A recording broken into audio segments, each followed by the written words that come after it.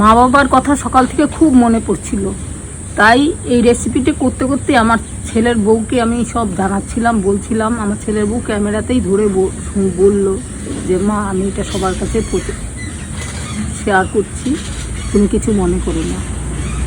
কাঁঠালের বীজের ভর্তা, তারপরে কাঁঠালের বীজ দিয়ে ডাটা দিয়ে চচ্চড়ি, আবার মাছ দিয়ে, আবার ডালের মধ্যেও পর্যন্ত কাঁঠালের বীজ।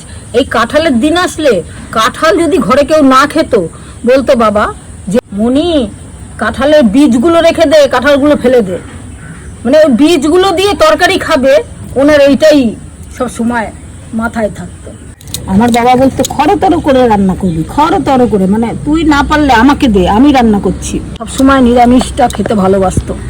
বাবার কথাগুলো মনে আছে, বাবার কথা সব সময় যে কোনো রেসিপি রান্না করতে গেলে ওনার কথা মনে পড়ে। সকালবেলা হাঁটতে হাঁটতে সেই হালি শহরে আমার বাপের বাড়ি, হালি শহর থেকে স্টেশনে, মানে আমাদের বাড়ির থেকে স্টেশনে আসতে 15 মিনিট টাইম লাগতো। অতটা হেঁটে আসতো, এসে ট্রেনে উঠতো, এসে আমাদের এই শ্যামনগরে নেমে আবার রাস্তা অটোতে টোটোতে উঠতো, উঠে আমাদের বাড়িতে এসে আমাকে একটা বাজার কিছু দেওয়ার জন্য অত দূর থেকে সে একটা ধরেন মাছ, ইলিশ মাছ বা রুই মাছ গোটা বা একটু আলু পেঁয়াজের সঙ্গে এরকম মিষ্টি ফল এগুলো নিয়ে আমাকে দিয়ে বলতো আমি হাঁটতে বেরিয়েছি, তোকে দিয়ে গেলাম। অত দূর থেকে ভাবেন, আমি বাবার কথা সারা জীবন আমার এরকম এই একটাই জিনিস মনে পড়ে যে অত দূর থেকে মানুষটা মেয়ের জন্য কি মানে চিন্তা করতো, খাওয়ানোর জন্য সেটা হাতে করে দিয়ে যেত। আমি বলতাম বাবু এই বেলা থাকো, আজকে খেয়ে দিয়ে যাও। বলতো তোর মাকে বলিনি যে এখানে আসবো। বাবা মার কথা ভোলা যায় না। বাবা মা যে একটা কি অমৃত জিনিস, যার না আছে সেই জানে। এখন নেই, এখন বুঝি।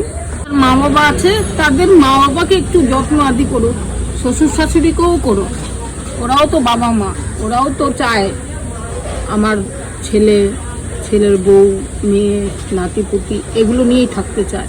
আমার বৌমা খুব ভালো হয়েছে, যার জন্য আমার খুব মানে ধন্য, নিজে ধন্য।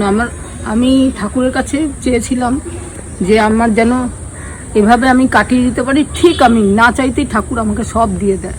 বাবা মার আশীর্বাদে আমি সব পেয়েছি। আমার বাবা মা যেদিন মারা গেছে, মানে মারা না স্বর্গে গেছে, সেই দিন আমাকে মাথায় হাত দিয়ে সেই দিন সারাটা দিন আমার সব রকম আশীর্বাদ করেছে।